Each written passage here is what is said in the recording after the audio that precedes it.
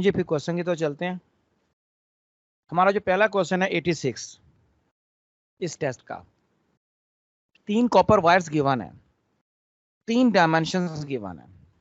Wire A B C, पहले की length 50 है सेंटीमीटर में, दूसरे की 150 है और तीसरे की 75 है, और इसी तरह 3 इनके डिफरेंट एरिया दिए हुए हैं। क्वेश्चन ये है कि विच वायर हैज ग्रेटर या ग्रेटेस्ट कहना चाहिए रेजिस्टेंस। रेजिस्टेंस फॉर्मूला आपके सामने लिखा नजर आ रहा है, रो एल ओवर ए, लेंथ के प्रोपोर्शनल, एरिया के इनवर्सली प्रोपोर्शनल।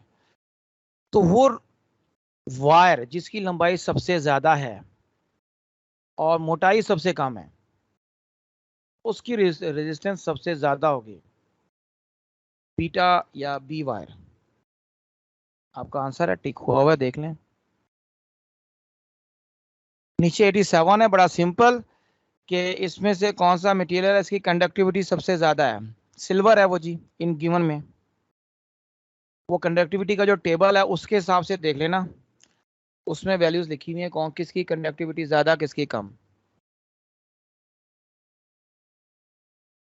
ए लेवल मौजूद है इस वक्त बेटा, जिन्होंने ए लेवल किया हुआ है। मुझे रोल नंबर तो नहीं पता, लेकिन वैसे ए लेवल का पता है बस। जी सर। हाँ जी ए लेवल। अच्छा, आपसे पूछना ये था, आपके पास ए लेवल की बुक्स पीडीएफ में है? जिस रेड स्पॉट की एक किताब बड़ी मशहूर है, मैंने अभी शेयर करनी है।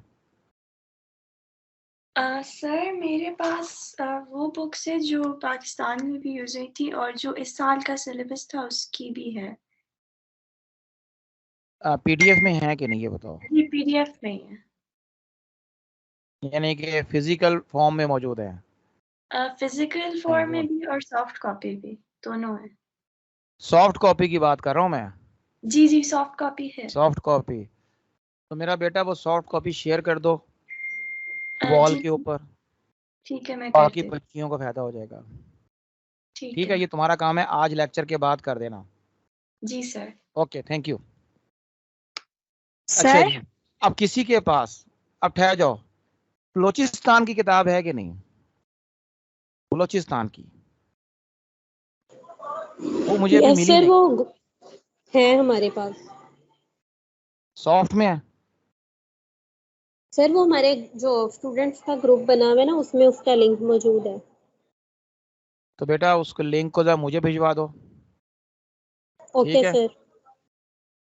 या यहाँ पे शेयर कर दो वॉल के ऊपर, मैं यहाँ से डाउनलोड कर लूंगा। थैंक यू मेरा बेटा। अब अगला जो बच्ची सर सर कह रही थी, वो सवाल करे। सर मैं कह रही थी कि आपने जो कल लास्ट पे हमें फॉर्मूलेज लिखवाए थे, जो आपने एक स्क्रीन शेयर की थी, वो आप एक्सप्लेन कर देंगे हमें? जी जी, एक्सप्लेन नहीं करने, याद करने हैं। करने को ओके सर। एक्सप्लेन कर दूंगा, लेकिन फिलहाल याद कर लो उसको। ये एक फॉर्मूला ये था कि लंबाई को डबल करेंगे, रेजिस्टेंस में एन स्केयर का इजाफा हो जाएगा। एक था रेडियस को अगर हाफ करते हैं तो आर की पावर यानी एन की पावर 4 के हिसाब से रेजिस्टेंस चेंज होगी। ये दो थे ना फॉर्मूले बेसिकली, ये प्रूव हो सकते हैं बड़े आराम से, लेकिन फिलहाल नहीं आप सर, याद करो पहले। प्रूव नहीं करने, ये बताना कि और हम कैसे कहाँ यूज करें। अच्छा, वो सब्र करो, अभी सवाल आ रहे हैं आगे, मैं अभी करा के फारिग हुआ बॉयज को, आ रहे हैं अभी, ओके। अभी समझ आ जाती है। ओके, अच्छा 88 क्वेश्चन देखें। R is equal to rho L over A का फॉर्मूला होता है, ऊपर लिखा हुआ ही है। आर की जगह 1/g और रो की जगह 1/सिग्मा लगा के हल करो, बीटा ऑप्शन बन जाएगी। ठीक है, तो ये आपने सिग्मा के लिए कर लेना है। सिग्मा, इसको मैं सेट कर दूं, ये जी लिखा हुआ है, ले जी, बीटा आ जाएगा। अब इसमें से सेकेंडरी सेल कौन सा है? लेड एसिड सेल है, ठीक है, सेकेंडरी सेल है। ये अब सिर्फ मालूमात ही है, इंफॉर्मेशन जिसे याद किया जाता है। ओम्स लॉ किन किन बातों को रिलेट करता है? V is equal to I R, potential current resistance 40 answer है। 91 ओमिक मटेरियल कौन से हैं? सारे ही हैं, ये सारे ओमिक मटेरियल हैं। हाँ, यहाँ पे अगर होता है ना सेमीकंडक्टर और उसके साथ क्या था, ट्रांजिस्टर था, फिर थर्मिस्टर नहीं, वो टंगस्टन फिलामेंट, वो होते हैं नॉन ओमिक। थर्मिस्टर भी नॉन ओमिक में आ जाता है क्योंकि वो भी सेमीकंडक्टर सेरामिक से मिलके बनता है।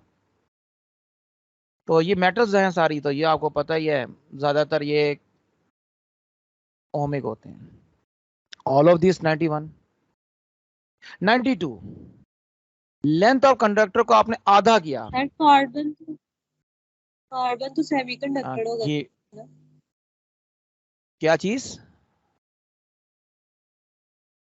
कार्बन 91 वाले एमसीक्यूज में 91 वाले में कौन सेमीकंडक्टर होगा?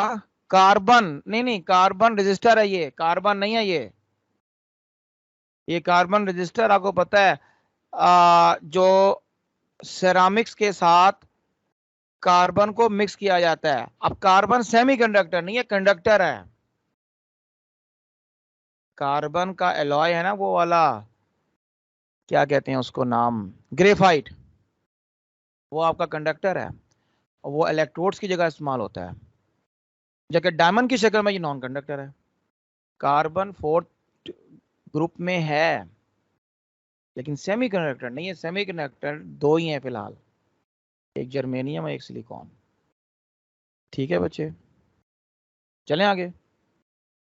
यस यस अच्छा, लेंथ को डबल करें, नहीं आधा करें, आधा करें, रेजिस्टेंस आधी होगी और कंडक्टेंस डबल हो जाएगी, क्योंकि कंडक्टेंस के साथ लेंथ इनवर्स रिलेशन रखती है, ये लिखा हुआ है। बीटा आ गया। Excuse me sir. नेक्स्ट 93। जी जी जी। सर अगर लेंथ को हाफ कर दिया तो फिर एरिया भी तो डबल हो जाएगा। ना ना ना, ये लंबाई है, यहां से काट दो, क्या फर्क पड़ेगा? वो कंप्रेस करेंगे तब होगा, यहाँ कंप्रेशन तो नहीं हो रहा ना।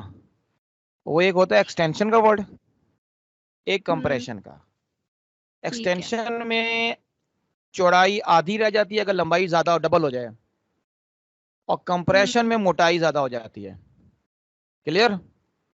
ये ठीक तो है आपने कैंची पकड़ी काट दी या प्लास पकड़ा काट दिया। ठीक है। अच्छा जी। 93 है। 1 कूलम चार्ज फ्लो करता है कंडक्टर से इन 1 सेकेंड। 1 एम्पियर की डेफिनेशन है, चार्ली आंसर है। आपको पता है ना, 1 एम्पियर 1 कूलम पर सेकेंड होता है। 94 में सोर्स ऑफ करंट में डायनामो, ये डायनामो आपके जनरेटर का दूसरा नाम है, मैकेनिकल को इलेक्ट्रिकल में कन्वर्ट करता है, डेल्टा आंसर है। 95 एक्चुअल करंट कौन सा होता है? इलेक्ट्रॉनिक करंट, यानी मेटल्स में से असल इलेक्ट्रॉन ही गुजरते हैं। वो अलग बात है, परंपरा को बरकरार रखने के लिए आप कन्वेंशनल करंट ले लेते हो और हम भी कन्वेंशनल को लेके पिट रहे होते हैं। क्लियर हो गया? स्क्रीनशॉट लो, आगे चलें।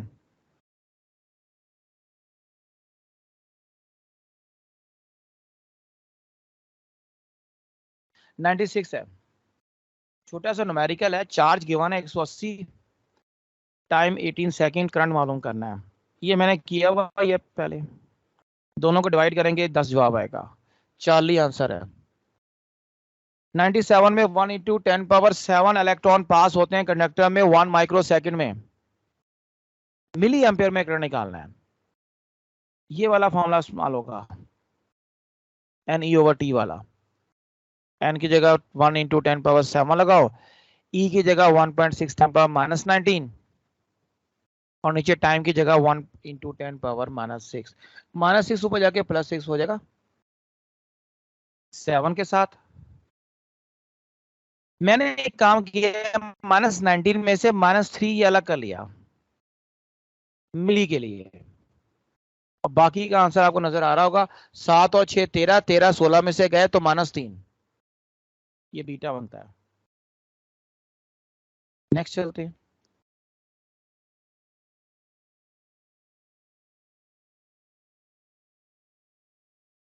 सर्किट डायग्राम है हमारे सामने 98 में। इसमें जो सर्किट है, आपने करंट मालूम करना है बैटरी का। करंट मालूम करने के लिए टोटल रेजिस्टेंस R होनी चाहिए। अब ये जो 8 और 12 की रेजिस्टेंस नजर आ रही है ना आपको, ये जिसको मैंने ब्लैक टिक किया है, ये आपस में पैरेलल में है। इस पे फॉर्मूला लगाएंगे R1 R2 R1 plus R2। R1 8 है, 12 R2 है, तो 8 12 ओवर दोनों का सम 20। हल करोगे 24/5 आता है। अब ये 24/5 7.2 इसके साथ सीरीज बनाएगा। इसको मैंने यहां लेफ्ट पे जमा किया हुआ है एलसीएम लेकर, तो आंसर आ रहा है 12। अब जब V/R करेंगे 6/12 तो 1/2 आंसर आएगा, यानी 0.5 अल्फा। आगे है जी 99। करंट मालूम करना है R3 में से। अब जरा मैं ये दोबारा इसको मैं मिटा दे के लिखता हूँ। कैलकुलेशन का मसला नहीं है, लेकिन सवाल समझ आना चाहिए। ये R2 है, ये R1 है, और ये नीचे R3 है। अब ये R3 इस R2 के साथ सीरीज में है। इन दोनों का जवाब 60 हो गया। R3 के करंट का मतलब 60 में से गुजरने वाला करंट, क्योंकि दोनों सीरीज में करंट सेम होगा। तो करंट का फॉर्मूला ये लिखा हुआ है राइट पर। मैंने क्या किया है, ये 60 को नाम दे दिया R3 प्राइम। अब ये R3 और R1 पैरेलल में आ जाएंगे। ये फॉर्मूला बनेगा R3 करंट का। आई मालूम करने के लिए इसमें ये वाला आई, हमें चाहिए टोटल रेजिस्टेंस। तो टोटल रेजिस्टेंस में 60 और 30 है पैरेलल में, उसका फॉर्मूला ऊपर वाला लगाएंगे, ऊपर दोनों को मल्टीप्लाई करेंगे, नीचे डिवाइड करेंगे, हल करेंगे, आंसर आएगा 20। 0 0 कट गया, 3 3 जार 9 और 3 2 जार 6 और 0 साथ में। मैं ज़बानी बता दिए, कर लेना। आर आ गया। अब निकालें current. I is equal to V/R। V battery है 2 वोल्ट की, R आ गया 20 1/10। ये करंट आ गया। इसको आप देखो, ये सॉल्यूशन देखो जो मैं हाईलाइट कर रहा हूं, यहां मैंने वैल्यू पुट अप की इस जगह। तो ये जवाब आता है मेरे पास 1/3 1/10। 1/3 होता है 0.333। तो वो मैंने 0.33 करके और 1/10 को 10 पर -1 बनाकर इसको मिली बनाने के लिए 10 पावर +3 से मल्टीप्लाई किया एंड पर, तो जवाब आ गया 33 एम्पियर या 33.3 एम्पियर अल्फा। ठीक है जी, बात क्लियर हो गई। स्क्रीनशॉट ले लो उसका, बाद में खुद बैठ के सॉल्व करते रहना। सर जी सर ये जो एमसीक्यू है, मैंने इसको उस ट्रिक से सॉल्व किया है, n-1 into r divide by n, तो r इक्विवेलेंट आ जाती है। उसको जब करंट से मल्टीप्लाई करें तो सर मेरा 30 आंसर आ रहा था। वो भी है, वो भी है, वो भी है, वो सर भी ठीक है, वो भी बिल्कुल एग्जैक्ट है। तो सर फिर ये 0.3 का डिफरेंस क्यों आ रहा है? 3.3 का डिफरेंस आ रहा है। नहीं, डिफरेंस में तुमने पूरा नहीं लिया होगा ना। अब जिस तरह मैंने किया हुआ है, बल्कि ठहरो, इसको यहाँ राइट पे थोड़ा सा मैं कर देता हूँ। अब ये बाकी बच्चे सुन लो, इसने जो बोला है, इसने ये पॉइंट ए, ठहरो, ये वाला पॉइंट बना दिया ए, ये बना दिया बी। ठीक है, अब इनके दरमियान इक्विवेलेंट रेजिस्टेंस निकालनी हो, क्योंकि ये ट्रायंगल है बाकी ए बी सी, तो इक्विवेलेंट का आंसर आएगा n-1 over n into r, 2/3 into 30, तो ये आ जाएगा आपके पास 20। अब बोलो पूरा आया कि नहीं आया? वही आ गया एक स्टेप में। और v is equal to I over R, I is equal to v over are, और v इसमें 2 है, r इसमें 20 है, 1/10, वही चीज आ गई है। बाकी तो वो दूसरा फॉर्मूला आ गया। अब तुमने यहां से आगे क्या किया है? सर सही है, शायद मेरी कैलकुलेशन गलत थी। माशाल्लाह, वापस चलें, कोई बात नहीं, अभी नए नया काम है, अभी गलतियां होंगी फिर सेट हो जाएगा। गलतियों से घबराना नहीं है, गलतियां करो लेकिन काम जरूर करो। क्या एक दफा होगी, 2 दफा होगी, 10 दफा होगी, आखिर तक आप सेट हो ही जाओगे। अगला सवाल बड़े मजेदार किस्म का। इफेक्टिव रेजिस्टेंस है n आइडेंटिकल रेजिस्टर्स की x है इन पैरेलल, तो ये बन गया x is equal to r over n। अब कह रहा है इन्हीं को जोड़ दिया सीरीज में, तो वो बन गया nr। सीरीज का जवाब बताओ। अब सीरीज का जवाब नीचे जितने लिखे हैं nx की शक्ल में है, r की शक्ल में नहीं है, तो इस फॉर्मूले से r निकालो nx और उधर पुटअप करो nx, n स्क्वायर x आएगा, बीटा 101। ज़बानी हो जाता है ये सवाल, हल वैसे मैंने किया हुआ है सामने। Resistance of a wire is r, मैंने आपको कल कराया भी था एक सवाल इस तरह का। इसके 5 हिस्से किए गए, हर एक की वैल्यू r ओवर 5 हो गई। अब उन 5 हिस्सों को मिला दिया साइड बाय साइड, यानी पैरेलल में।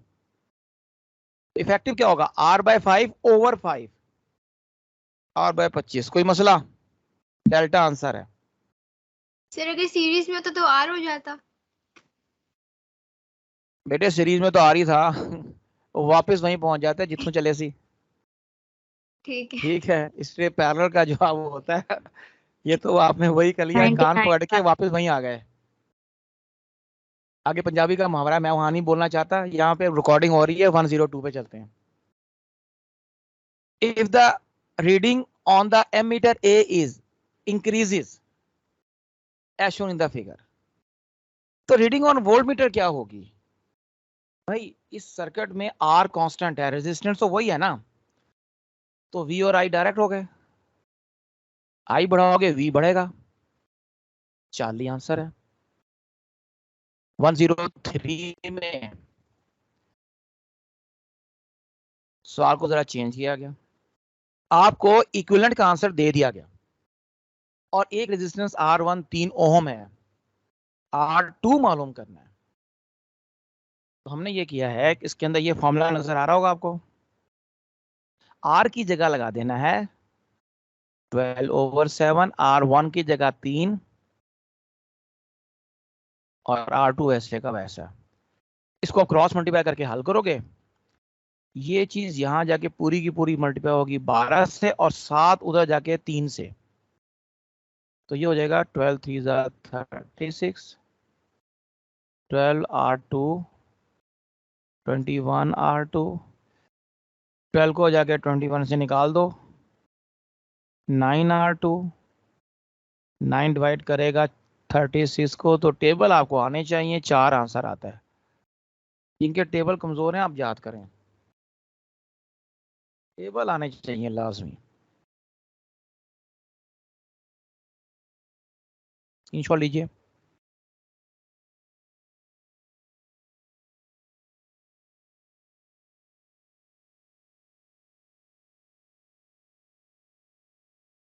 सर्किट डायग्राम बनी है व्हीटस्टोन ब्रिज टाइप। जरा मैं ये साफ करके बताता हूँ। सवाल ये है कि आपने ए और बी के दरमियान इक्विवेलेंट रेजिस्टेंस निकालनी है। अब ए बी के दरमियान जब इक्विवेलेंट निकालेंगे, ये दोनों 3 और 6 सीरीज हो गए, ये 4 और 2 भी सीरीज हो गए। इनका जवाब आ गया दोनों का, राइट वालों का 9, इनका 6। अब 6, 9, 18 हो गए पैरेलल में।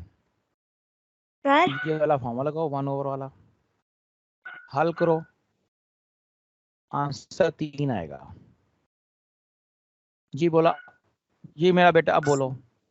सर कि ए और डी देखें, और डी पे और सी पे नोड्स लगे हुए हैं, फिर ए और डी एक दूसरे के साथ कैसे सीरीज में होंगे?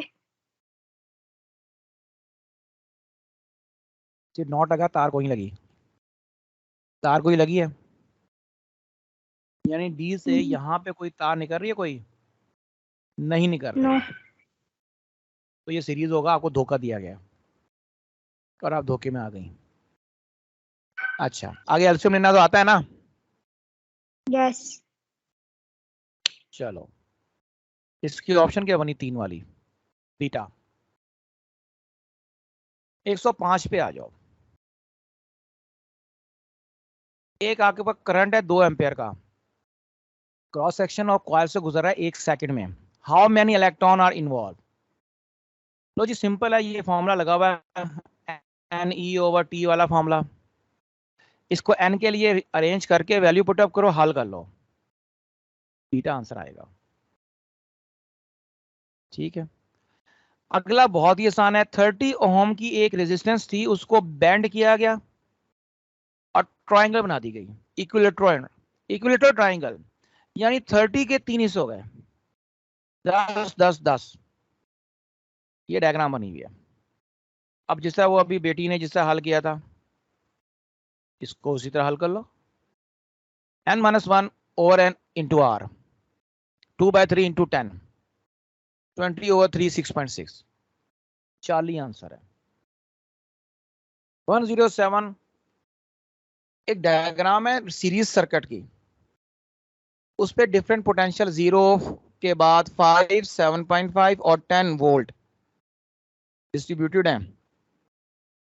क्वेश्चन ये है, डायग्राम के नीचे लिखा है, एक जी बेटा आपने क्या बोला? 106 का दोबारा बता दे थोड़ा सा। 106 में एक तार है 30 ओम की, उसकी बनाई गई ट्रायंगल, इक्विलेटरल ट्रायंगल। इसका 30 ओम के 3 हिस्से हो गए, हर साइड की रेजिस्टेंस बन गई 10 ओम, 10 ओम और 10 ओम। डायग्राम देखो, वो जो नजर आ रही है, पता लग गई? पता लग गया? यस। अब आपने यहाँ फॉर्मूला लगाना है, ए बी वर्टिसेस के दरमियान इक्विवेलेंट रेजिस्टेंस का n-1 over n into r का। r की वैल्यू यहाँ 10 होगी, अब जो किसी एक साइड की वैल्यू होती है, और n 3 होता है। हल करो, देखो जवाब क्या आ रहा है। पीछे या सामने जो नजर आ रहा है 6.6। यस सर, आ गया सर। आ जाएगा, ओके। जी जी सर जो 104 MCQ है, हाँ बोलो। सर उसमें पैरेलल में कोई भी नहीं है, कॉम्बिनेशन सारे सीरीज में है। पैरेलल में कोई नहीं है, क्या मतलब? सर ये है जी, 104 तेरे को आ में गया होगा तुम्हारी स्क्रीन के ऊपर? नहीं सर, चला गया था ये। वो स्क्रीन पे आ चुका दोबारा? Yes sir. अब बताओ मुझे। सर इसमें ए और बी जो है वो वहां पे वाई कनेक्ट है। हमने ए और बी के दरमियान टोटल रेजिस्टेंस निकालनी है, ये सवाल है। तो अब ये मतलब ए देखो और ना, बी जो मैं है, यहाँ डायग्राम, ए और बी 2 पॉइंट्स हैं, इसके 2 वर्टिसेस हैं। ये जैसा डायग्राम बनी हुई है यहाँ पे, ये पॉइंट बी है नीचे वाला, ऊपर वाला ए है। एक रेजिस्टेंस यहाँ लगी हुई है, एक यहाँ लगी हुई है, एक यहाँ पर है, और बाकी 2 बेतरतीब इधर हैं। ये 2 ओम थी, ये 4 और ये 3 है और ये नीचे वाली 6 है और दरमियान में 18 है। हमें जब कहा गया ए और बी के दरमियान रेजिस्टेंस निकालें, तो ये मैं हाईलाइट कर रहा हूं, ध्यान से देखो। ये हिस्सा आपस में सीरीज में आ गया और ये हिस्सा आपस में सीरीज में आ गया और ये 3 हिस्से बन गए, एक सेंटर वाला 18 वाला, जबकि इस पहले वाले का जवाब नया 9 ओम और 6 ओम और दरमियान वाला 18, ये तीनों आ गए पैरेलल में। इसलिए हमने 1/6, 1/9, 1/18 का फॉर्मूला लगाया। अब बोलो क्या सवाल है? सर अगर ये जो रजिस्टर है 2, 4 और 3 और 6, अगर सर ये इक्वल होते तो हम मतलब जो हम व्हीटस्टोन ब्रिज में कंडीशन पढ़ते हैं कि नल इधर नल होती है, नहीं, बैलेंस कंडीशन नहीं, होती है दरमियान वाले में। नहीं, वो नहीं लगाएंगे। देखो एक मिनट, उसके लिए व्हीटस्टोन ब्रिज जो होता है ना आपका, वो सीडी के दरमियान इक्वल होती है होता है। रेजिस्टेंस, फिर भी नहीं लगा सकते। सीडी के दरमियान पूछता ना, सुन लो, सीडी के दरमियान पूछता, फिर आप वाली बात पे अमल कर लेते। ये ए बी के दरमियान पूछ रहा है, ये फर्क है इसमें। Yes sir. ये देखो इधर आओ,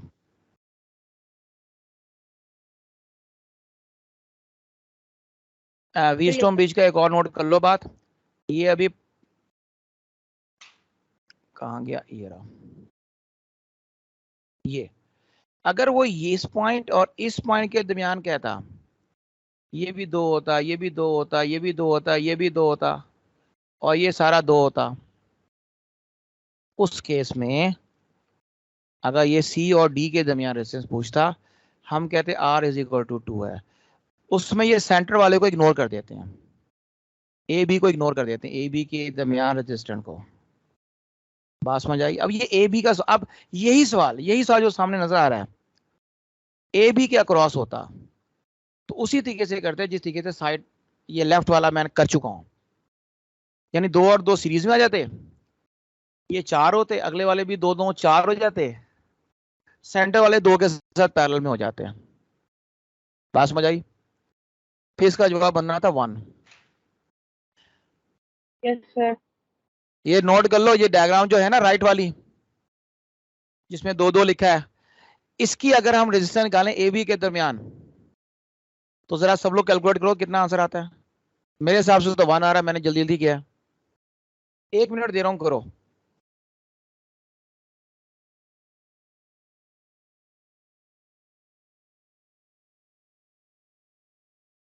सर 0 आ रहा है। हैं कैसे?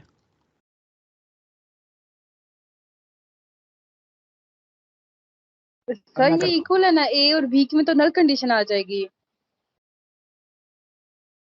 तुम कौन सी नल कंडीशन गा के बैठ गई हो? 1 आ रही ठहर जाओ, मैं खुद करता हूँ। तुमने तो सर 1 ही आ उठा रहा के है। रख दिए। अब देखो ए बी के दरमियान आंसर निकालना है। ये सी डी का जवाब नहीं, सी डी का जवाब तो 2 ही है, बिटवीन ए एंड बी। ठीक है जी, ये दोनों हो गए सीरीज और ये 2 भी हो गए सीरीज, तो ये बन जाएगा आपके पास, एक ये रजिस्टर आएगा, एक ये आएगा और एक सेंटर में आएगा। 4 ये हो जाएगा, 4 ये होगा, सेंटर वाला 2 होगा, ये ए होगा, ये बी होगा। अब ये 4 और ये 4 पैरेलल में है, इन दोनों का जवाब 2 हो जाएगा, सेंटर वाला बचेगा और उन दोनों का जवाब 2 बचेगा। ये फिर पैरेलल में है, तो 2/2 1 और 1 आना चाहिए भैया, चेक करो।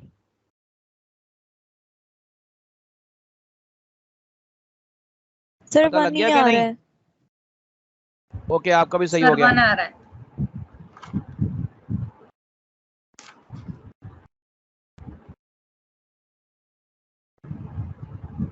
और जिसका नल आया था उसको समझ आ गई? सर ए और बी के दरमियान निकालना है ना? जी हाँ, ए और तो बी के उसका दरमियान। रेजिस्टेंस। 2 और 2 को जमा करो ना, 4 करो। राइट वाले दोनों 2 और लेफ्ट वाले दोनों 2, सी वाली साइड पर और डी वाली साइड के दोनों 2 को जमा कर दो, 4 और 4 आपस में पैरेलल हो जाएंगे, उसका आधा 2 हो जाएगा। वो 2 ए और बी के दरमियान वाले 2 के साथ फिर पैरेलल में आ जाएगा, उसका फिर आधा करो, 1 आएगा। आ गया चलो सर आ गया आगे है। चल। थैंक यू बच्चे। अब 105 हो गया, 105 भी हो गया था, 6 भी हो गया था, 7 कर रहे थे। 107 में आपने पोटेंशियल R1 R2 R3 की रेशो निकालनी है जो करेक्ट वोल्टेजेस की रेशो देता है। अब देखो ये जो पहले 2 है ना, R3 जिसे कहते हैं 0 और 5, इनका पोटेंशियल 5 है दोनों का। ये पोटेंशियल डिफरेंस निकाल रहा हूं मैं। 7.5 में से माइनस करो 5, 2.5 आएगा। ये 7.5 माइनस 5। इसी तरह ऊपर यहाँ 10 है, 10 में से माइनस करो 7.5 को, 2.5 आएगा। तो 2.5 2.5 5 की रेशियो 1:1:2 आती है, और ये पहली ऑप्शन है अल्फा। सर ये नहीं समझ आगे आया। रेजिस्टेंस इन, बेटा देखो सीरीज कॉम्बिनेशन में रेजिस्टेंस प्रोपोर्शनल टू पोटेंशियल होती है। जो रेजिस्टेंसेस की रेशियो है वो पोटेंशियल की होती है, या जो पोटेंशियल की रेशियो है वो रेजिस्टेंसेस की रेशियो होती है। अब पोटेंशियल ड्रॉप निकालना होता है। यहां पोटेंशियल आपके पास मैं हाईलाइट कर रहा हूं, ये पोटेंशियल 5 है, ये 2 है, इनके दरमियान में इस जगह पोटेंशियल कितना होगा, इनका डिफरेंस 5। इसी तरह R2 के ऊपर देखो, R2 के शुरू में पोटेंशियल 5 है, अगला ये 7.5 है, तो इन दो का डिफरेंस 2.5 होगा। R1 में नीचे 7.5 पोटेंशियल है, ऊपर ये 10 है, ये 10 आखिर में लिखा हुआ है, तो 10 में से 7.5 गया तो 2.5 इधर, 2.5 इधर और 5 इधर। अब इसकी रेशो निकालो, 2.5 का डबल 5 होता है, तो 2.5 2.5 1 हो गया, 5 2 हो गया। पूरे को 2.5 से डिवाइड कर दिया जाए। बात समझ आ गई? जी सर। अल्हम्दुलिल्लाह। 108 बड़ा सिंपल है, ये तमाम के तमाम फैक्टर पे रेजिस्टेंस डिपेंड करती है। ये तो डेल्टा हो गया। 109 पे चलो। एक वायर है, लंबाई 5 मीटर है, रेडियस 1 मिलीमीटर है, रेजिस्टेंस 3 ओम है। What length of a wire of same material but radius 2 mm, radius double हो गया यहां पर, और रेजिस्टेंस 3 गुना बढ़ गई है, 9 ओम पे चली गई है। लंबाई मालूम करनी है। फॉर्मूला रो एल ओवर ए। अब ये देखो नीचे सबसे फॉर्मूला ये है आपके पास, रो मैंने इसमें से निकाल दिया, और रेजिस्ट और जो एरिया था ना उसमें से भी मैंने पाई को निकाल के सिर्फ आर स्केयर लिखा हुआ है, एल ओवर आर स्केयर। इस तरह एल का फॉर्मूला ये बन गया, रेजिस्टेंस इंटू रेडियस का स्केयर, और ये मैंने बना ली रेशो। अब इस रेशो में जो वैल्यू पुट करके हल करोगे, अब ये हल आप लोग जरा जल्दी से करो, 1 मिनट है। R2 की जगह 9 लगाओ, R1 की जगह 3 लगाओ, कैपिटल R की जगह स्मॉल r आपके पास 1, R1, R2 2 मिलीमीटर है, और L1 की जगह 5 लगा के हल करो। चलो शाबाश, शुरू हो जाओ 1 मिनट में।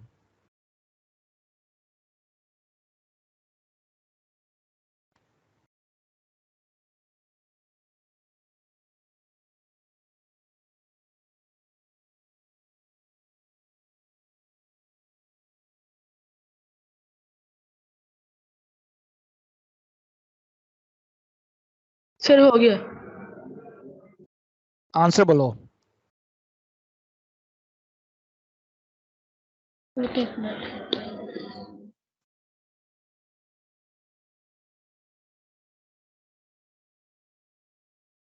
60। डरते डरते क्यों कह रही हो, बोलो 60। 60। बाकी लोग भी करें जल्दी जल्दी। 60। सर हो गया, 60 आ रहा है। 1 मिनट मुकम्मल हो गया। कितने रह गए? यस सर हो गया। 60 आ रहा है। चलो शुक्र है, आवाजें आना शुरू हो गई। हाँ जी 60 आंसर है बीटा। आगे चलें, शाबाश। आगे की क्वेश्चन आपके पास है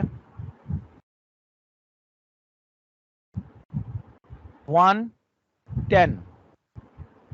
ओम्स लॉ इज वैलिड जब टेम्परेचर कांस्टेंट होता है। अल्फा आंसर है, टिक कर लो, मेरा टिक हुआ हुआ है। 111 पर आओ। पोटेंशियल डिफरेंस है 12 वोल्ट। एक कंडक्टर के अक्रॉस लगाया गया। कंडक्टेंस 8 मोह है। करंट बताएं इन द कंडक्टर इज। तो बड़ा सिंपल सवाल है आपके पास, V I is equal to V over are और V is equal to 1 over R. तो 1 ओवर आर ही को तो मोह बोलते हैं। तो 1 ओवर आर की जगह 8 लगा दो, की जगह 12 मल्टीप्लाई करो, 96 आंसर अल्फा। लो बेटा ये सवाल आ गया। एक आपके पास एक वायर है, उसकी जो रेजिस्टेंस है वो कैपिटल आर है।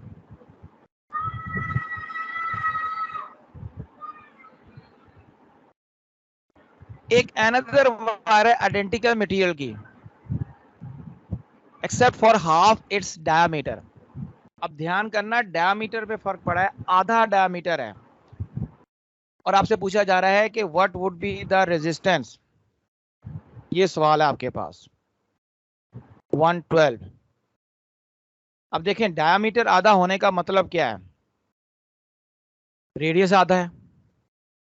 डायमीटर आधा होने का मतलब रेडियस आधा है आपका। चूंकि मटेरियल उसने कह दिया आइडेंटिकल है, इसका मतलब है हमारा रो कांस्टेंट है, डिस्टेंस यानी लेंथ वो भी कांस्टेंट हो जाएगी। ठीक है, तो यहां पर मैं फॉर्मूला लगाऊंगा R is equal to rho L over A। Rho मैं नहीं लिखूंगा, L मैं नहीं लिखूंगा, 1 ओवर A मैंने लिखना था, उसकी जगह 1 ओवर D स्केयर लिखूंगा। वो होता है ना, मैंने कल आपको ये फॉर्मूला लिखवाया था, एक पाई आर स्केयर का लिखवाया था और एक पाई डी स्केयर का लिखवाया था। तो मैंने सिर्फ डी स्केयर के हिसाब से चलना है। अब मेरी रेजिस्टेंस डी के साथ इनवर्स रिलेशन दे रही है, मुझे R2 मालूम करना है, R1 R गिवन है, रेशो निकाली मैंने, तो D1 का स्केयर D2 का स्केयर, D2 D1 के मुकाबले में हाफ है। जी मेरा बेटा। जो रेडियस है उस वो तो d/2 नहीं होता। हाँ वही होता है, 4 की जरूरत नहीं, 4 कांस्टेंट है इसमें, 4 और पाए दोनों कांस्टेंट थे, इसे छोड़ दिया मैंने। अब मैं चाहे पाए आर स्केयर लिखूं या पाए आर स्केयर ओवर 4 करूं, तो पाए और 4 तो कांस्टेंट है, छोड़ दिया। डायमीटर में तब्दीली आ रही है, तो डायमीटर को मैंने फॉर्मूले में रिटेन कर लिया। अब बात समझ आई बेटा जी? फॉर्मूला ये था, जी। ये लिखा था पहला फॉर्मूला, दूसरा ये लिखा था, तीसरे में 4 रो L ओवर पाई डी स्केयर लिखा था। अब जवाब में सिर्फ डी चेंज हो रहा है, सवाल में तो सिर्फ डी को रहने दो, आर को रहने दो, बाकी गायब कर दो।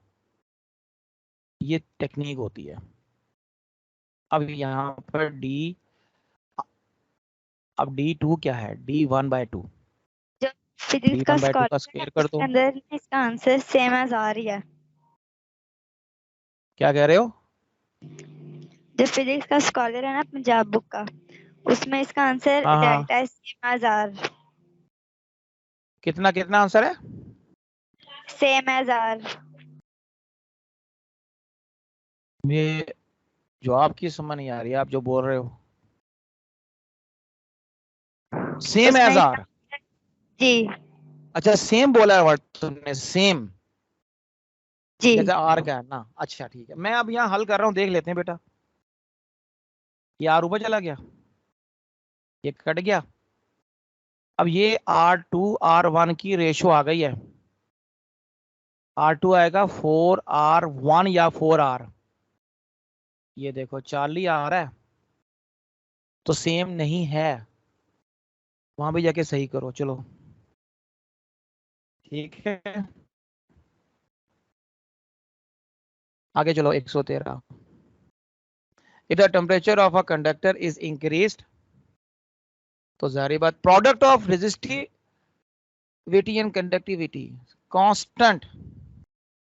इसी तरह product of resistance and conductance भी कांस्टेंट रहेगा। रेजिस्टिविटी होता है रो, और ये 1 ओवर सिग्मा, तो rho sigma is equal to 1।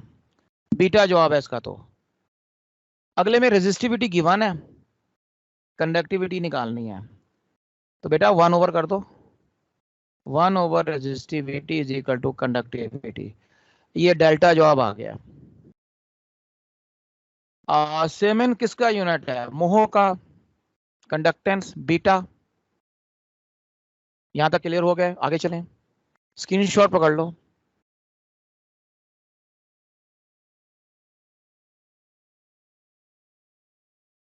आगे आपके पास है 116, विच of the following material is non ohmic? Germanium beta जवाब है, ये टिक हुआ हुआ है खैर से। 117 पर आओ। हाई वोल्टेज है टीवी का 15K 15,000 वोल्ट। मैक्सिमम करंट इसमें है allowable 150 micro ampere. What is the least permissible value of the load resistance? तो रेजिस्टेंस निकालनी है आपने, R is equal to V over I। हल कर लोगे तो 1000 मेगा ओम जवाब आएगा।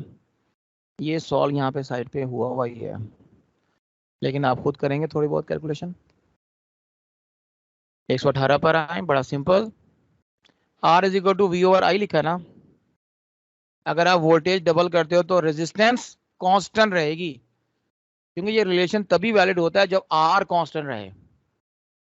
तो इसका मतलब है आपका जवाब आ गया डेल्टा। और 119 है, resistivity is a property of material provided that temperature constant रहे। ठीक है जी, टेम्परेचर कांस्टेंट रहना चाहिए 40। और temperature coefficient of resistance of semiconductor negative होता है, तो 120 का बीटा। ओके डन हो गया। अगले टेस्ट पे चलें।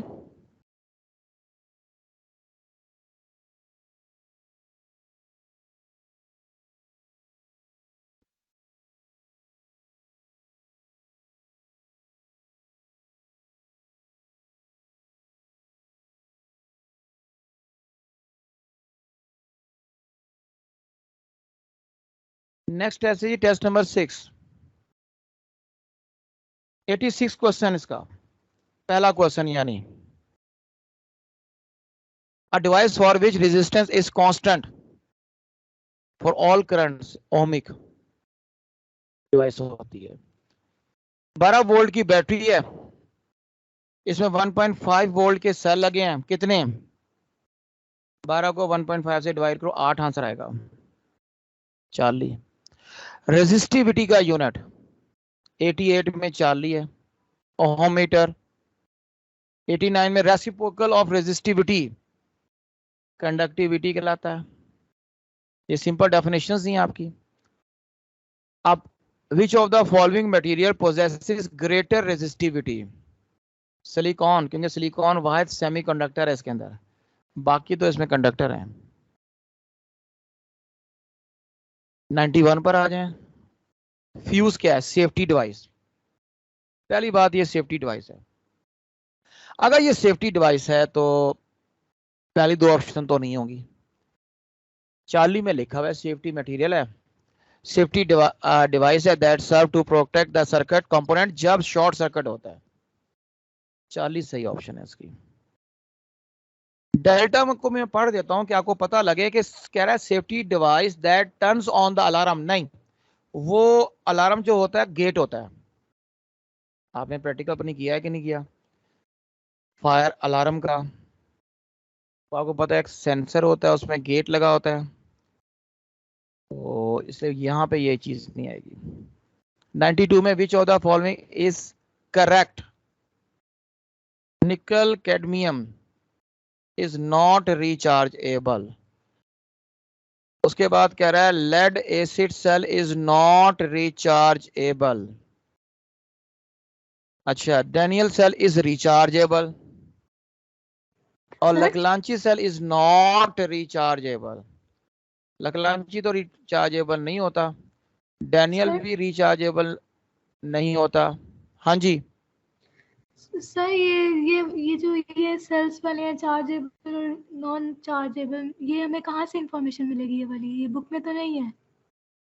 नहीं जी, आपकी बुक में नहीं है, लेकिन चूंकि आपका बुक में से चार्ज रिचार्जेबल का जिक्र है ना, तो हम लोगों ने फिर यहाँ पे ये ऑप्शन करा दिया आपको कि अब आपने ये याद करनी है सवाल की मदद से। इसमें से जो निकल कैडमियम लेड एसिड ये रिचार्जेबल होते हैं, दोनों ये रिचार्जेबल होते हैं। इन्होंने लिखा नॉट, यानी गलत लिखा हुआ है। समझ आ गई? जी इसको ऐसी सीधा फिक्र लिख लो। डैनियल सेल जो है ये रिचार्जेबल नहीं होता। ऊपर एक सवाल में करवा के भी आया हूं, यहाँ इन्होंने रिचार्ज लिखा हुआ है, ये भी गलत लिख दिया। अलबत्ता लकलांची सेल भी नॉट रिचार्जेबल होता है। इसी का सवाल ऊपर एक हम कर चुके हैं, तो इसको आप सही करके अपने नोट्स में ऐड कर लो। थर्मोकपल ये भी हमारी किताब में ही है, हीट एनर्जी को इलेक्ट्रिकल में कन्वर्ट करता है। 40 आंसर है। 94 में कांस्टेंट रेजिस्टेंस पर जो applied potential difference across the conductor होता है प्रोपोर्शनल टू करंट होता है। आर कांस्टेंट करोगे तो वी और आई प्रोपोर्शनल। ये मैंने यहाँ लिखा हुआ भी है, रेफरेंस दिया हुआ है आपको। अगला छोटा सा न्यूमेरिकल है। 1 इंटू 10 पावर 12 इलेक्ट्रॉन पास होते हैं किसी कंडक्टर में 10 माइक्रोसेकंड में। तो 10 माइक्रोसेकंड में ये गुजरे तो माइक्रो एम्पियर में करंट बता दो। हल कर लो इसको, बीटा आंसर आएगा। और फॉर्मूला लगाना है NE/T वाला, यहां लगा हुआ भी है फॉर्मूला, ये वाला। ठीक है जी, हो जाएगा। सर इसका आगे चलते आंसर हैं। नहीं है, तो एक दफा आप कैलकुलेट करके बता दें। कैलकुलेट ये हुआ है, देखो मैं दोबारा कर देता हूँ, ठहरो इसको मिटाएं।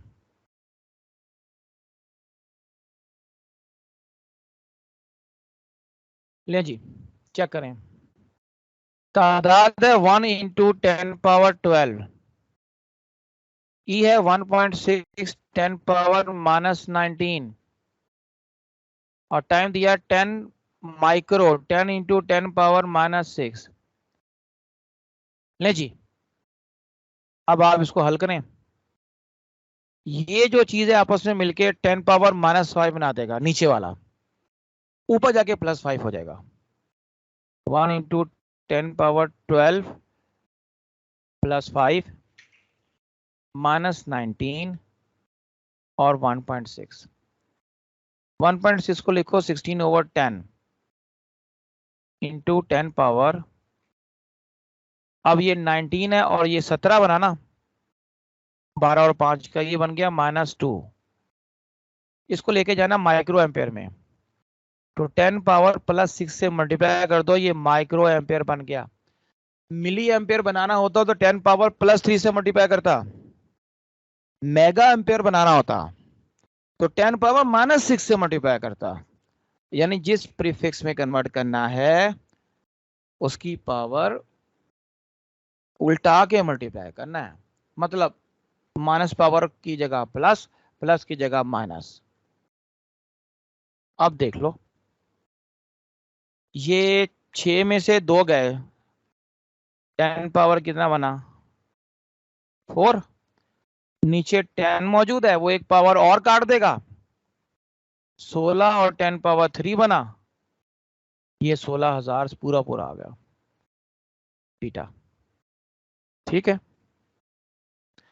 अगला जो सवाल है ना, इसके सर मेरा अंदर तो 16 आंसर आ रहा है। तुम्हारा कितना आ रहा है 16 बेटे? माइक्रो में नहीं कन्वर्ट किया? माइक्रो में? अच्छा ठीक है, मुझे याद ही नहीं रहा। माशाल्लाह माशाल्लाह, ये इतना बड़ा बड़ा लिखा है माइक्रो में, रेड कलर लगाता हूँ, ये देखो लाल कलर, ये लो, अब तो नजर आ गया। देखिए वो नीचे मेरा फॉर्मूला गायब हो गया है, जो मैं अपना फॉर्मूला तो लेके आऊं, ये कहाँ चली गई रेजर। चलें, जब तक अगला सवाल पढ़ लें, जब तक मैं रेस करने की कोशिश ही कर रहा हूँ अभी तक।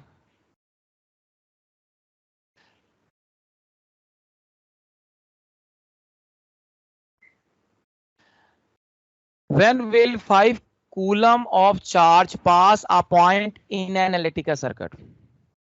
ये सर्किट वही क्वेश्चन की टेक्निक है जो आप पता है, 5 कूलम, नीचे 4 डेटास गिवन है, सही जवाब निकालना है, क्योंकि आपने मालूम करना है charge Q is equal to IT। तो हमारे पास अगर आप गौर से देखो, Q is equal to IT का फॉर्मूला तो ये है, ठीक है। अब I और T या तो चार्ली में गिवन है या डेल्टा में, तो पहली 2 ऑप्शन को अभी हम फिलहाल चेक नहीं करते, हम डेल्टा को देखते हैं, जवाब सीधा सीधा 100 आ रहा है, 100 जवाब ही नहीं।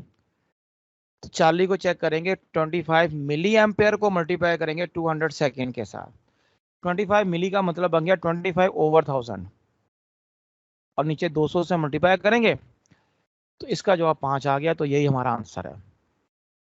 कोई मसला?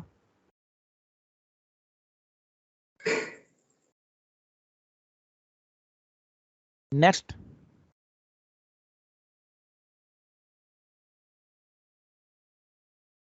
(97) Which of the following statement is not true? Charge particle से मुतल्लिका स्टेटमेंट्स हैं।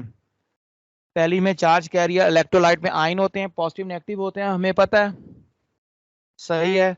नंबर बीटा में कह रहा है कि जी charge carrier in gas and plasma ion and electron, सही कह रहा है।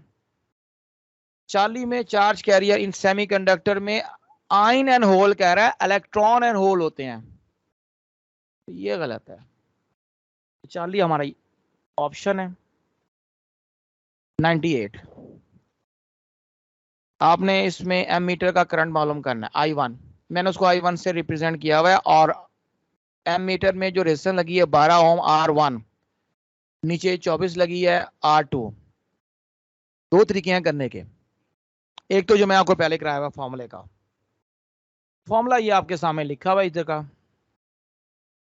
इस फॉर्मूले में सबसे पहले आपको I चाहिए, I लाने के लिए R1 R2 को ऐड करना पड़ेगा, पैरेलल कॉम्बिनेशन है, ये वाला फॉर्मूला लगेगा R1 R2 over R1 plus R2 वाला, मैंने डायरेक्ट वैल्यू पुटअप कर दी है, इसका आंसर आता है 8।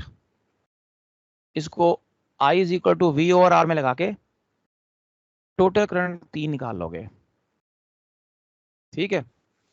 अब यहां से जवाब पता लग जाता है, दोनों रेजिस्टेंसेस की रेशियो निकालो, 1 और 2 आ रही है, रेशियो का सम 3 आता है, तो करंट जो होगा, ये रेजिस्टेंस है तो करंट 2:1 होगा, इनवर्स रेशियो होगी ना, R1 में 2 एम्पियर करंट जा रहा है, 2 एम्पियर आंसर है, ये बगैर कैलकुलेशन के निकाला है, लॉजिक से।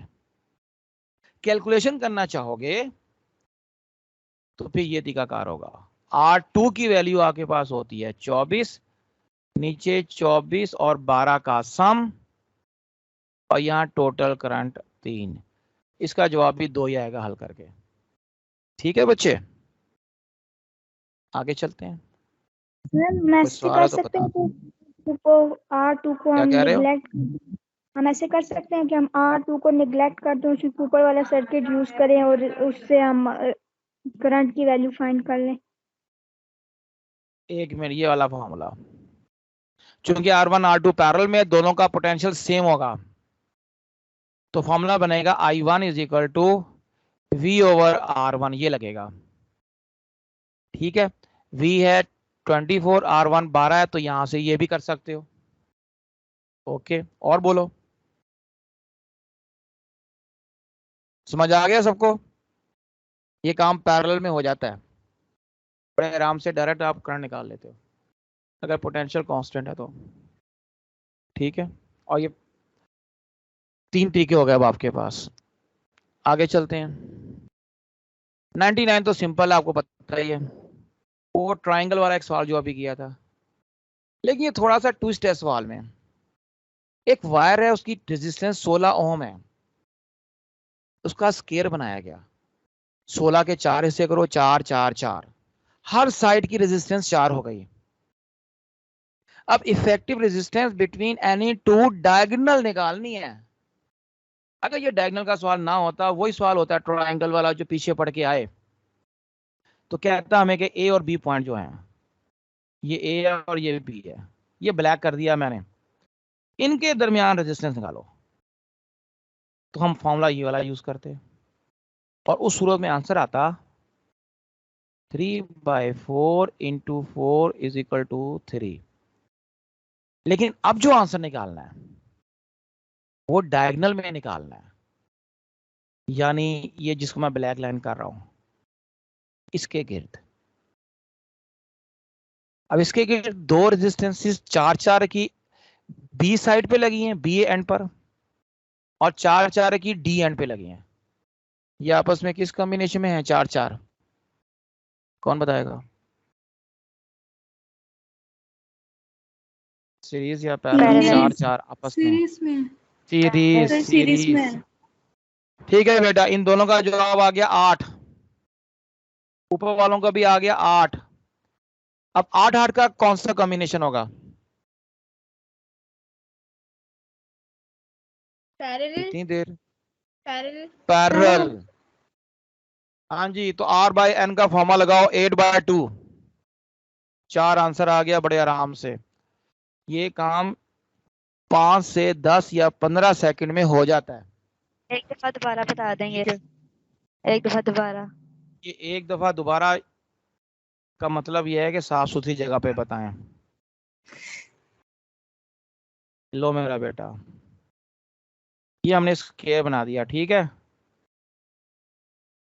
16 टोटल था, तो 4 ओम ये हो गया, 4 ओम ये हो गया, 4 ये हो गया, 4 ये हो गया। ये फर्ज कर लो ए है, ये सी है। ए सी के दरमियान जो रेजिस्टेंस है ना, वो मालूम करनी है। अब ये दोनों 8 हो गई सीरीज की वजह से, ये दोनों भी 8 हो गई। 8 8 आपस में पैरेलल में आएंगी, 2 पे डिवाइड कर दो, तो रेजिस्टेंस आ गई 4। समझ आई? जी। अगर लंबे तरीके से करना चाहती हो, R1 R2 R1 R2, 4 4 4 जमा 4, इस तरह कर लो चाहे, जवाब वो अलग बात है, यही आएगा जो मैं करवा चुका हूं। ठीक है, हो जाएगा। सर आगे जी जी जी जी। अगर यहाँ पे 3 रेजिस्टेंस होती तो R1 R2 और फिर R3 लिखते इसके साथ ऊपर मल्टीप्लिकेशन में।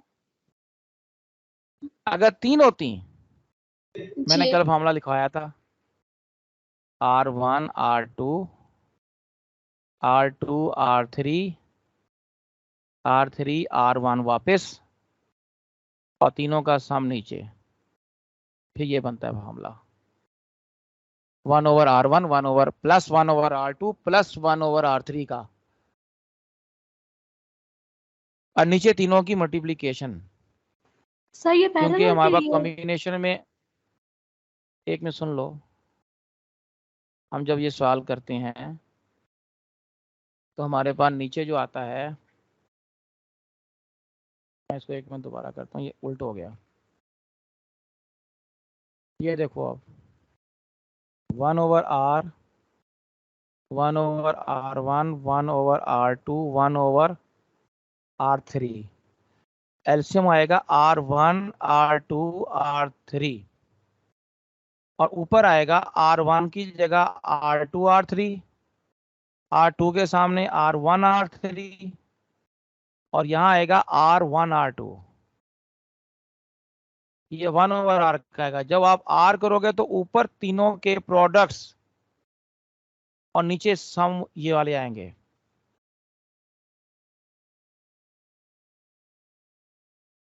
तो वो मैं कहता उल्टा हो रहा था वो, ये जवाब आएगा। ठीक है जी, चलें वापस। सर सीरीज का भी लिखवा इस- दें एक दफा। मेरा बेटा सीरीज का तो कोई फॉर्मूला ही नहीं, ये अगर एक से R1 ज्यादा- प्लस R2 अच्छा, प्लस R3,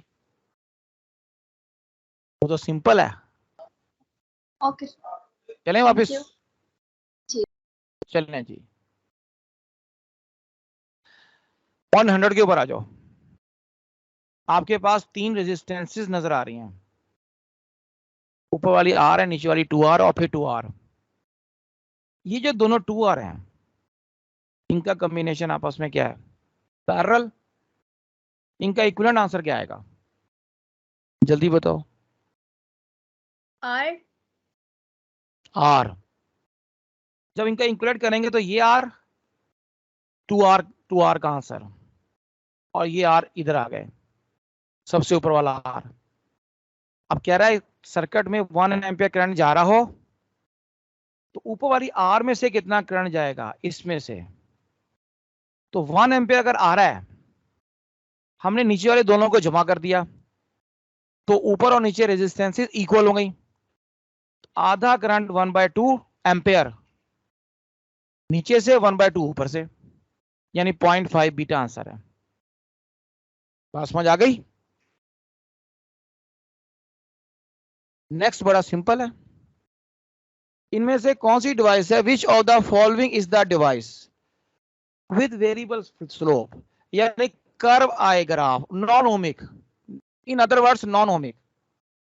नॉन ओमिक का पूछे, इस तरह पूछे, एक ही बात है, ऑल ऑफ दिस। ये नॉन ओमिक का क्वेश्चन था असल में, ये मैं लिखवा चुका हूं, बता चुका हूं आपको, ये सारे नॉन ओमिक मटेरियल हैं। 102 सवाल है, 2 वायर हैं सेम डायमेंशन का। 100 को रिपीट Same. कर दे, मुझे इसकी समझ नहीं आई।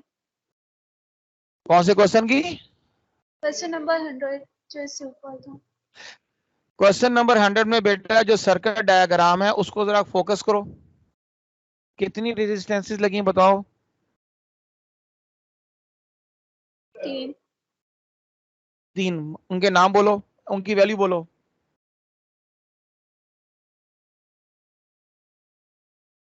एक सर R1, एक R2, एक R3। तो जो फर्स्ट है उसकी फाइंड आप करेंगे। आंखें, एक मिनट दोबारा बोल दो जरा। R1 2 3 कहाँ लिखा है? सर मुझे स्क्रीन ठीक दोबारा से शो पढ़ो। नहीं हो रही। स्क्रीन शो नहीं हो रही? यस सर, वो कुछ ठीक से नहीं आ रही। एक मिनट। हाँ जी जल्दी बताओ। यस सर, अब हो गई जी। अब बताओ देखकर। तो ये 3 रेजिस्टेंस हैं, इनमें से एक की वैल्यू फाइंड करनी है और 2 दी हुई हैं, तीनों पैरेलल में है आपस में। नहीं, इसमें से सबसे ऊपर के अंदर से करंट मालूम करना है। सबसे ऊपर से करंट क्या गुजर रहा है, वो क्वेश्चन मार्क करंट का है, करंट मालूम करना है। अब इनकी तो वैल्यू पढ़ो जरा। एक R है सबसे ऊपर वाली, सेंटर वाली कितनी है? सर वो उसकी डबल है। फर्स्ट वाले की। 2r, yes sir. और सबसे नीचे वाली भी 2r है। जी। अब 2r सेंटर वाली और सबसे नीचे वाली पैरेलल में होने की वजह से इनका इक्विवेलेंट का आंसर क्या होगा? जल्दी बताओ सोचकर या हल करके।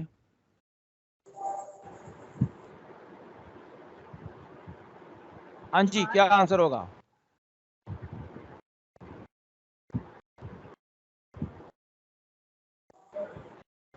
फिर 2r वाली का तो 1 आएगा। 1r, ये मैंने हल कर दिया यहाँ पर। नजर आ गया मेरा सॉल्यूशन? ये मैंने डायरेक्ट कर लिया। पहले मैंने डायरेक्ट किया था, मैंने लिख के कर दिया।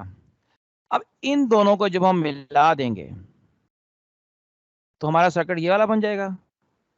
इन दो की जगह ये नीचे वाला आंसर आएगा, ऊपर वाला अपनी जगह पर है। ऐसा ही होगा, बताओ। Yes sir.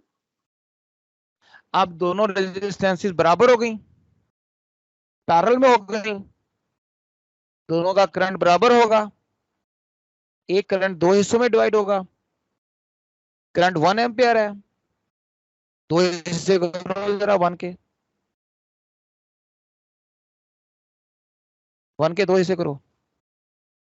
एक हिस्से का जवाब क्या होगा? 1/2.5 एम्पियर। ठीक है, क्लियर हो गया? जी। आगे चलें 102 पर। दो तारे थी एक जैसी, रेजिस्टेंसेस में फर्क है, और जारी बात है रेजिस्टिविटी आर रो 1 रो 2 है। इनको सीरीज में लगाया गया, नेट रेजिस्टिविटी बतानी है, equivalent resistivity of the combination. ये डायग्राम मैंने बनाई हुई है, जरा गौर से इस पे फोकस करो, जिसको मैं ग्रीन कलर से हाईलाइट कर रहा हूं। ये एक तार है यहां तक, ये दूसरी तार है यहां तक। पहले की लंबाई L है, दूसरे की भी L है, कॉम्बिनेशन की लंबाई 2L। यहां तक सबको पता लग गया? बताओ जल्दी से। Yes sir. अब हमने टोटल पहले रेजिस्टेंस निकालेंगे, वहां से रेजिस्टिविटी निकालेंगे। ये टोटल रेजिस्टेंस का फॉर्मूला है सीरीज में। इक्विवेलेंट रेजिस्टेंस का फॉर्मूला मैं बाद में बताता हूं, पहले R1 का फॉर्मूला बनेगा रो 1 L/A, दूसरा बनेगा रो 2 L/A, क्योंकि लेंथ और एरिया सेम है।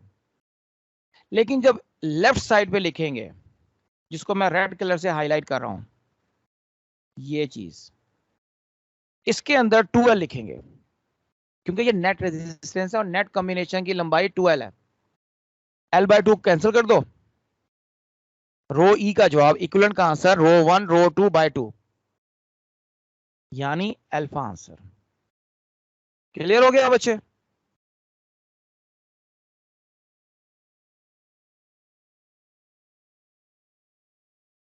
आगे चलते हैं।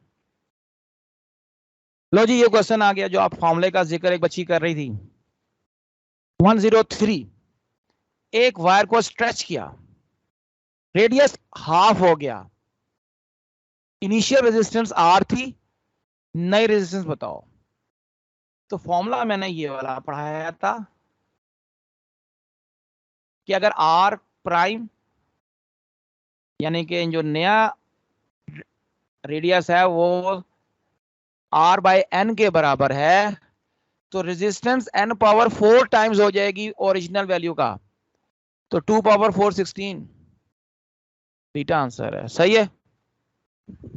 सर ये कैसे होती है? इस तरह के वो क्वेश्चन थे। और कैसे होती है? बेटे फिलहाल तो फॉर्मूला याद करो, फिलहाल ये फॉर्मूला याद करके अप्लाई करो।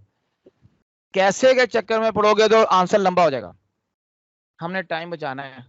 फिलहाल इसको याद करो, उसके बाद कैसे का जवाब दूंगा, वो सारे फॉर्मूले मैं प्रूव करवा दूंगा, लेकिन फिलहाल ये याद करो। 10 मिनट है, मुझे पहले बाकी सवाल करने दो। 104 फॉर्मूला तो याद हो जाएगा कि नहीं?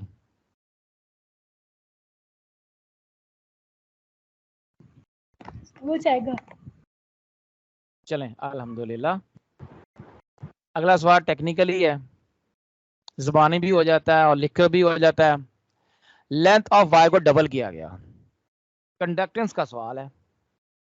अब रेजिस्टेंस का फॉर्मूला ये होता है रो एल ओवर ए, कंडक्टेंस लगाओगे तो 1 ओवर जी आ जाएगा। तो कंडक्टेंस लेंथ के साथ इनवर्स रिलेशन है, लेंथ डबल करोगे कंडक्टेंस आधी, बीटा जवाब है। 105 में 2 अनइक्वल रेजिस्टेंसेस हैं, पैरेलल में जोड़ी गई, तो कौन सी स्टेटमेंट ट्रू है? अनइक्वल पैरेलल में। अभी मैं जवाब पढ़ने के पहले जो प्रॉपर्टीज मैंने पढ़ाई हैं वो सुनो, आपने 10वीं में भी पढ़ी हुई हैं। पोटेंशियल सेम होगा, करंट्स डिफरेंट होंगे, छोटी रेजिस्टेंस में ज्यादा करंट होगा, बड़ी में कम होगा। टोटल करंट का सम इंडिविजुअल तमाम करंट के सम्स के बराबर, और इन जो इक्विवेलेंट रेजिस्टेंस है inverse of equivalent equal to 1 over R1 plus 1 over R2 and so on. ये बातें पढ़ी हुई हैं। अब देखो, सेम करंट इज सेटअप गलत, same current might be possible, rule नहीं है। रेजिस्टेंसेस बराबर हैं तब सेम करंट, और जिस तरह अभी ऊपर एक सवाल किया है, तो ये तो सही नहीं है इस हवाले से। करंट थ्रू स्मॉलर रेजिस्टेंस मोर होगा, हाँ सही कह रहा है।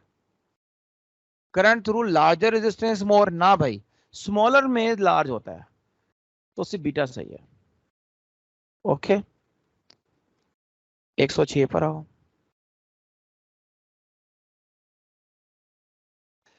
इसके अंदर आपको नजर आ रहा है 2 2 2 4 और 2 6। ऊपर के तीनों का जवाब 6 है।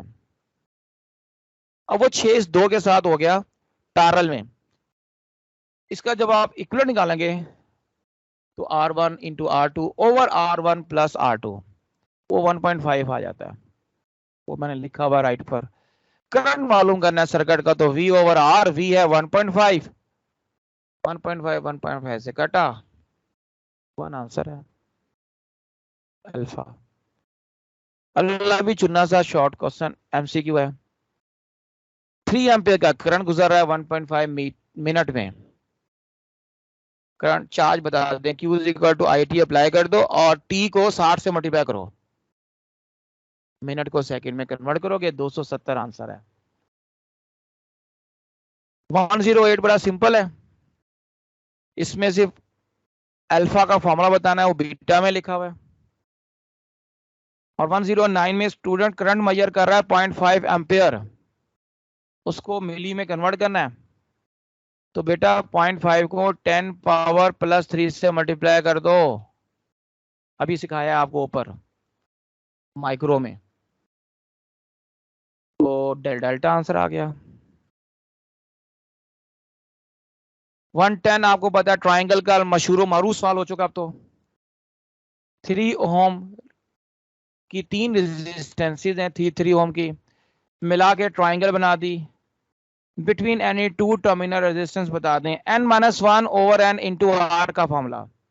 हल करोगे 40 आंसर है 2 ओम। 111 एक वायर है जिसकी रेजिस्टेंस 2 ओम है, इसको स्ट्रेच करके ट्वाइस किया गया to its original length, the resistance of new wire. अब ये फिर वही सवाल आ गया, आपने लंबाई को डबल किया, तो फॉर्मूला था n²R। यहां पर क्योंकि लंबाई डबल करोगे थिकनेस आधी हो जाएगी, ये मैंने इधर हल किया हुआ है। तो नीचे वाला 2 ऊपर जाके मल्टीप्लाई हो जाएगा, 4R आंसर देगा। R 2 है तो 8 आंसर आएगा। डायरेक्ट करना चाहते तो ये फॉर्मूला था n²R का, 2 का स्क्वायर 4 और 8 2 है 8। डायरेक्ट कर लो, इस तरह कर लो। इसी तरह से सारे प्रूव हो जाते हैं ऐसा ऐसा, लेकिन वो जो है ना आपके रेडियस वाला थोड़ा सा टाइम लेता है, तो कल टाइम निकाल के करा दूंगा। पहले वही 112, ये आपके पास जो इसका स्लोप है ना, इस ग्राफ का मैंने पढ़ाया था, कंडक्टेंस है I और V का ग्राफ है, हमें कह रहा है बड़ी रेजिस्टेंस कौन सी है जिसकी कंडक्टेंस कम है, जिसका स्लोप कम है, डिवाइस ए है वो। उसके बाद 113 है, the resistance of the material increase करती है by increasing the temperature, then the temperature coefficient positive होगा। मेटल्स का होता है, कल पढ़ाया था। Unit of temperature coefficient per degree centigrade या पर केल्विन, इन्होंने वो डिग्री वाला दिया हुआ है। सर बच्चे 112 का दोबारा बता दें। 112 बेटा कंडक्टेंस का क्वेश्चन है और रेजिस्टेंस का पूछा गया।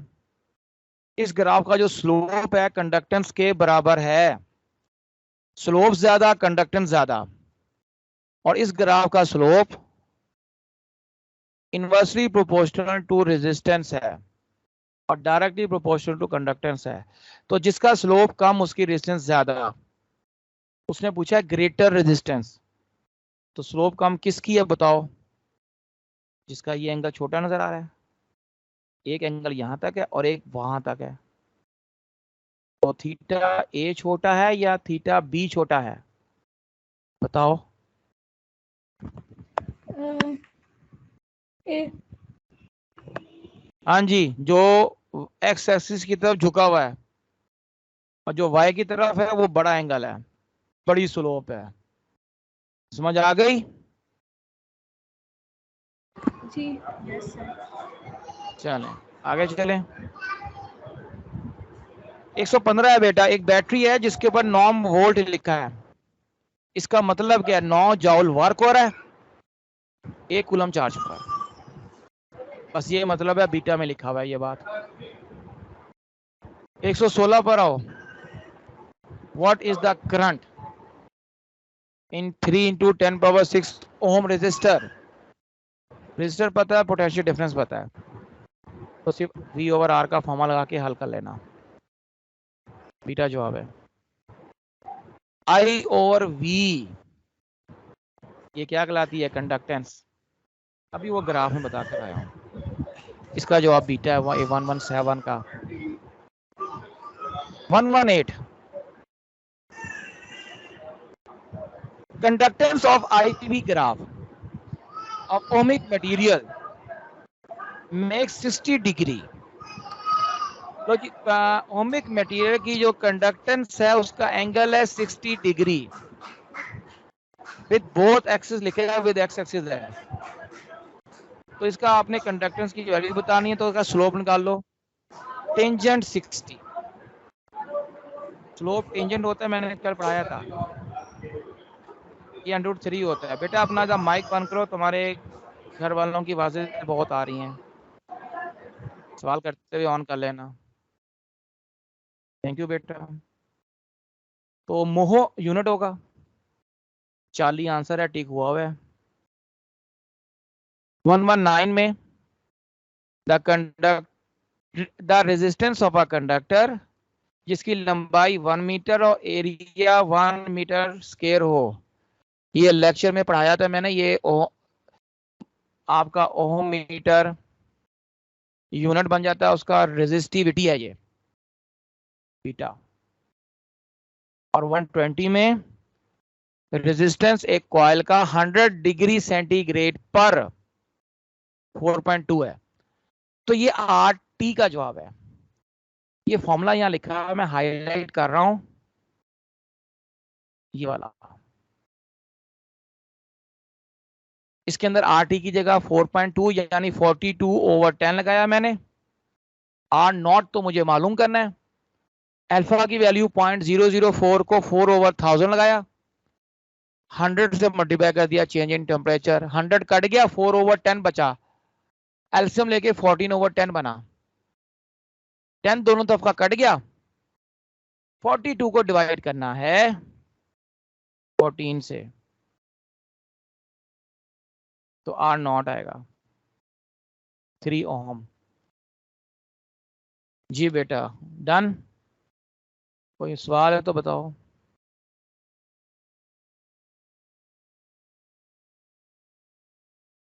सर 118 वाला दोबारा रिपीट कर दिए। 118 आपके पास IV ग्राफ है एंगल 60 डिग्री है उसका, कंडक्टेंस पूछी गई है। अब कंडक्टेंस जो होती है वो slope of I V graph होता है। फर्ज कर लो ये आई वी ग्राफ है और यहाँ ग्राफ है और एंगल इसका 60 डिग्री है और यहाँ बस बोथ का लफ्ज नहीं है, एक्स एक्सिस है। तो अब कंडक्टेंस यानी कैपिटल जी स्लोप के बराबर है और स्लोप टेंजेंट एंगल के बराबर होता है और ये √3 होता है, इसलिए चार्ली आंसर है मोहो में। ठीक है, यस सर। चलें जी, अब आपकी अगली क्लास का टाइम हो गया है। अल्लाह हाफिज, कल मुलाकात होती है। कल हमने बड़ा इंपॉर्टेंट लेक्चर है हमारा पावर का और उसमें आधी बातें वो हैं जो आपने नहीं पढ़ी हुई माशाल्लाह से। तो कल मुलाकात होती है। अल्लाह हाफिज। सर जी बेटा। सर हमें ये कैसे पता चलेगा कि कौन सी मेटल या कोई भी इंसुलेटर कौन सी किसी भी मेटल की कंडक्टेंस कितनी ज्यादा है? जैसे कुछ तो हमें पता होती है, जैसे वो गोल्ड टेबल या टेबल टेबल होता है, सर टेबल वो से कहाँ याद पे करनी मिलेगा? पड़ती है। मैं कोशिश करूंगा टेबल शेयर करने की। ठीक है, चलें अगली क्लास में टेबल मैं देखता हूँ कहाँ पड़ा हुआ है, शेयर कर दूंगा इंशाल्लाह। अल्लाह सर हाफिज। जी मेरा बेटा। सर एक क्वेश्चन है कि potential difference resistance in series combination में सेम होता है या डिफरेंट होता है? सीरीज कॉम्बिनेशन में सर सीरीज कॉम्बिनेशन देखें, ये सीरीज कॉम्बिनेशन है। डायग्राम नजर आ रही है जो मैं ड्रॉ की है? जी सर।